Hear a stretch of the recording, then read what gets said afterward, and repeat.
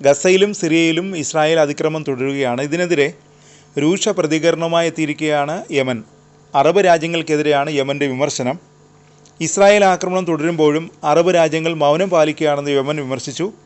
ഗസയിൽ കൊല്ലപ്പെടുന്ന പലസ്തീൻ വംശജരെ അടിയന്തരമായി സംരക്ഷിക്കാനുള്ള തീരുമാനം അറബ് സമൂഹം കൈക്കൊള്ളണമെന്നാണ് യമൻ പാർലമെൻറ്റ് ആവശ്യപ്പെടുന്നത്.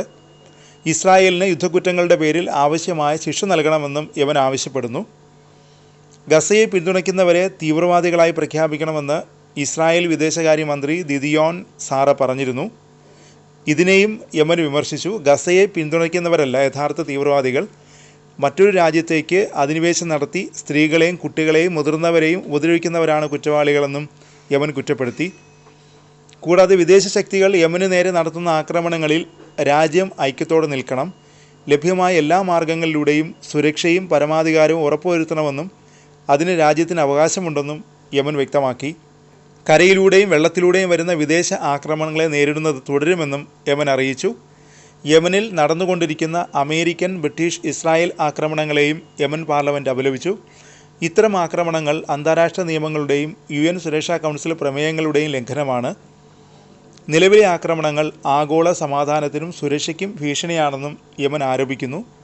2021 ഒക്ടോബറിൽ ഇസ്രായേൽ ഗസയിൽ അധിനിവേശം ആരംഭിച്ചത് മുതൽ പലസ്തീൻ ജനതയ്ക്ക് ഐക്യദാർഢ്യം പ്രഖ്യാപിച്ചുകൊണ്ട് യമനിലെ സായുധ സംഘടനയായ ഹൂതികൾ ഇസ്രായേലിനെതിരെ ശക്തമായ ആക്രമണം നടത്തുന്നുണ്ട്.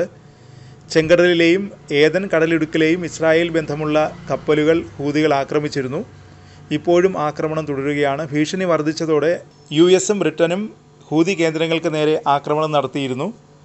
അതിനിടെ ഗസയിലെ സന്നായിൽ ഇസ്രായേൽ ആക്രമണത്തിൽ നിന്ന് തലനാരിഴയ്ക്കാണ് ലോകാരോഗ്യ സംഘടനാ തലവൻ ടെഡ്രോസ് അദനോം ഗബ്രിയേസസ് രക്ഷപ്പെട്ടത്.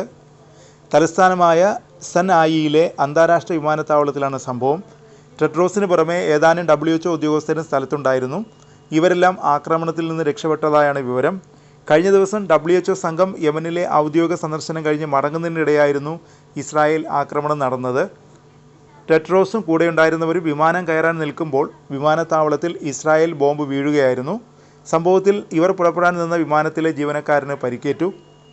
ആക്രമണത്തിൽ എയർ ട്രാഫിക് കൺട്രോൾ ടവറിനും യാത്രക്കാർ ഇരിക്കുന്ന ലോഞ്ചിനും റൺവേയ്ക്കും നാശനഷ്ടങ്ങൾ സംഭവിച്ചതായി ടെഡ്രോസ് എക്സിൽ കുറിച്ചു. ഇവർ നിന്നിരുന്ന സ്ഥലത്തിന് ഏതാനും മീറ്ററുകൾ മാത്രം അകലെയായിരുന്നു ബോംബ് പതിച്ചത്. UN സംഘം സുരക്ഷിതരാണെന്നും WHO തലവൻ അറിയിച്ചു.